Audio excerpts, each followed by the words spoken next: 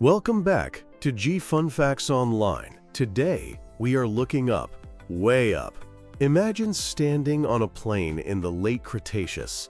Above the heads of trundling Triceratops and stalking Tyrannosaurus, a shadow falls. It is a shadow so vast could belong to a low-flying aircraft. But this is no machine.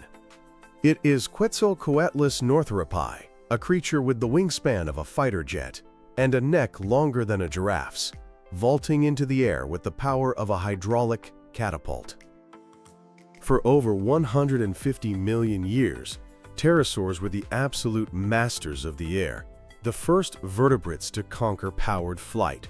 Yet, for centuries, they have baffled scientists. By all conventional logic, they should have worked. Their heads were often comically large, their bodies impossibly lightweight, and their wings constructed of living skin stretched over a single, hyper-elongated finger. Most puzzling of all was their flight computer. Modern birds, the masters of today's skies, possess enlarged, complex brains to manage the chaotic physics of flight. Pterosaurs, we have learned, did not. They conquered the globe, grew to sizes that defy imagination, and performed aerial acrobatics with brains that, by comparison, were tiny, reptilian, and seemingly primitive. This is the paradox of pterosaur flight.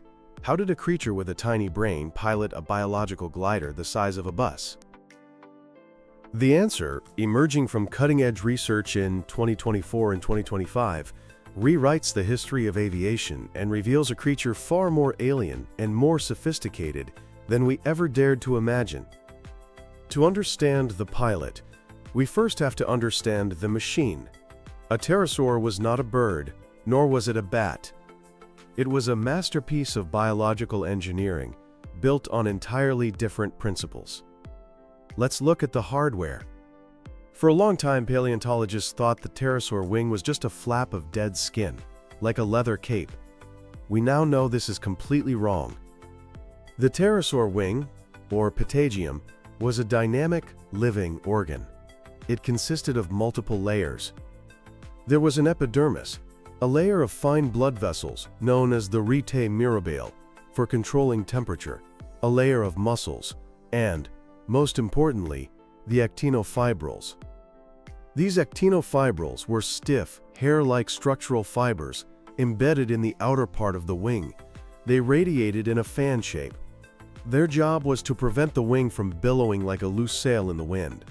Because of these fibers, the soft membrane became a rigid airfoil capable of generating massive lift. Even more impressive, by contracting the muscle layers, a pterosaur could change the camber, or curvature, of its wing mid-flight. It could physically morph its wing shape to suit the wind conditions, something our best aircraft are only just beginning to attempt. But a great wing is useless if the body is too heavy. To grow to the size of a Quetzalcoatlus, weight was the enemy. Pterosaurs solved this with extreme pneumatization. Their bones were not just hollow, they were eggshell-thin tubes filled with air. Inside the body, a system of air sacs, balloons of thin tissue connected to the lungs, invaded the bones. As the animal breathed, air flowed through the lungs and into these sacs, which extended into the neck, the trunk, and even the wing bones. This flow-through respiratory system, similar to that of birds, provided two massive advantages. First, it created an ultra-lightweight skeleton. A 500-pound giant could have a skeleton weighing less than a human's. Second, it acted as a supercharged engine. The air sacs ensured a constant supply of oxygen to the blood, fueling the high-metabolism furnace needed for flapping flight. Recent discoveries have even identified a fleshy, muscular cone at the shoulder, known as a wing root fairing. In birds and bats, feathers or fur smooth out the junction where the wing meets the body. Pterosaurs used this active muscular machinery to smooth the airflow over the shoulder to reduce drag, and likely to act as a control surface, allowing them to tweak the aerodynamics of the inner wing with a precision that rigid feathers cannot match. So if the body was a biological fighter jet, where was the pilot? This is where we hit the tiny brain paradox.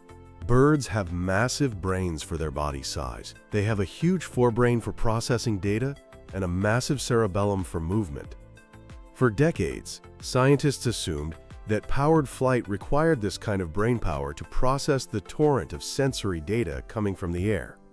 But recent CT scans of pterosaur skulls, including breakthrough studies on species like Ixolerpeton and Rhamphorhynchus, revealed the truth. Pterosaurs did not have bird-like brains. Their brains were relatively small, elongated, and reptilian. In terms of raw mass-to-body ratio, they were far behind birds, yet they flew. How? The answer lies in specialization over size. They didn't build a bigger computer. They built a dedicated graphics card. The secret weapon in the pterosaur brain was the flocculus. In humans, the flocculus is a tiny region of the cerebellum. In pterosaurs, it was enormous. Relative to brain size, it was the largest of any vertebrate. The flocculus is hardwired to the eyes and the balance organs of the inner ear. Its job is gaze stabilization. Imagine running with a camera. The footage is shaky. Now imagine flying at 60 miles per hour while snapping your head to catch a dragonfly. The flocculus acts as the image stabilizer. It takes raw data from the inner ear, which detects tilting and turning, and sends instant signals to the eye muscles to keep the gaze locked on the horizon or prey.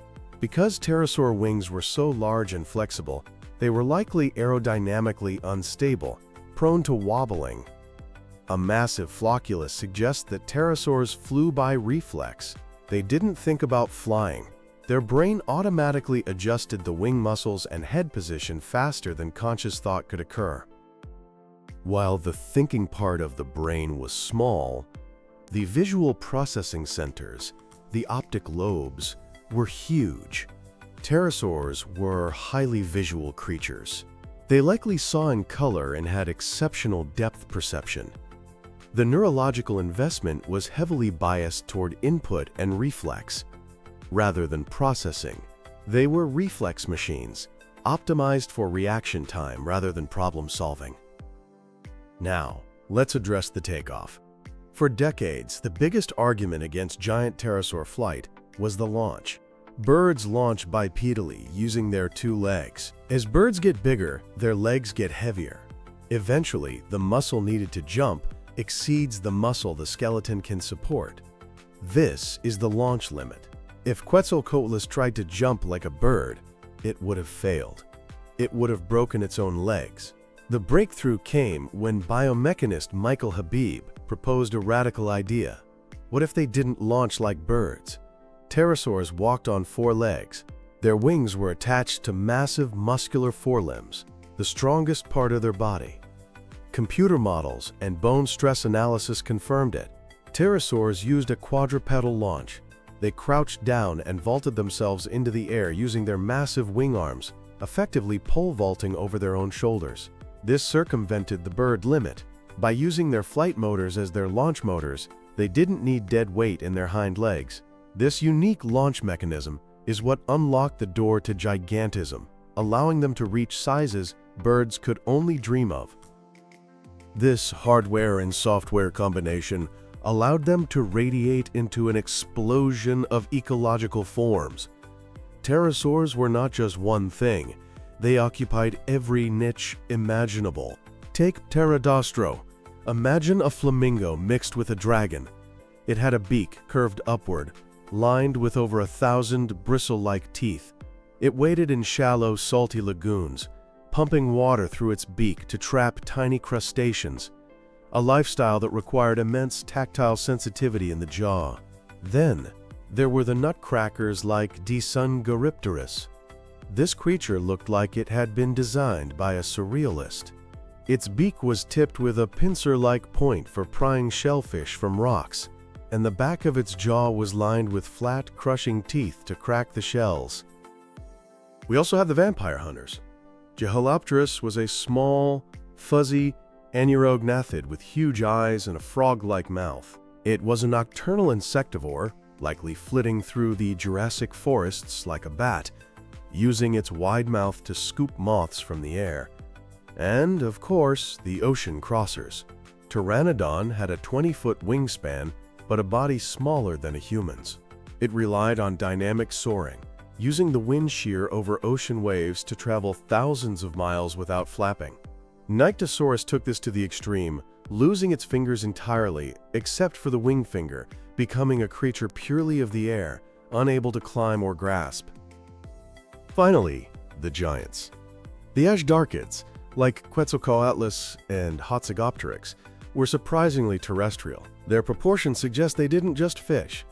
They stalked the open plains of the Cretaceous like 18-foot-tall storks, snatching up baby dinosaurs and small reptiles with their spear-like beaks. Hatzegopteryx, found in Transylvania, was the heavyweight fighter of the group, with a shorter, thicker neck, built to wrestle larger prey. One final detail changes the image of these creatures entirely. For a long time, pterosaurs were depicted as scaly reptiles. We now know they were fluffy. Fossils from China, such as Gehalopterus, show they were covered in pycnofibers. These were not hair, which is a mammalian trait, but unique filaments. In 2018, analysis showed some of these fibers were branched, forming tufts, not just strands. This structure is diagnostic of feathers. This implies that the genetic code for feathers didn't start with birds or even dinosaurs, but potentially in the common ancestor of them all. Pterosaurs were warm-blooded, insulated, active animals, not sluggish reptiles. They had to be. The energy cost of flight demands a high burning metabolism.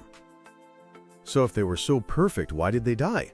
The asteroid that struck 66 million years ago wiped out any animal larger than a cat.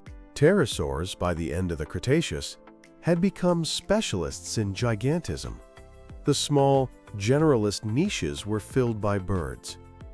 Pterosaurs had pushed the envelope of size, becoming masters of the high-energy, high-efficiency niche. When the ecosystem collapsed, the giants fell first. They left no descendants. Unlike dinosaurs, which live on as birds, the pterosaur line was extinguished. The paradox of pterosaur flight is no longer a confusion of science. It is a testament to the diversity of life.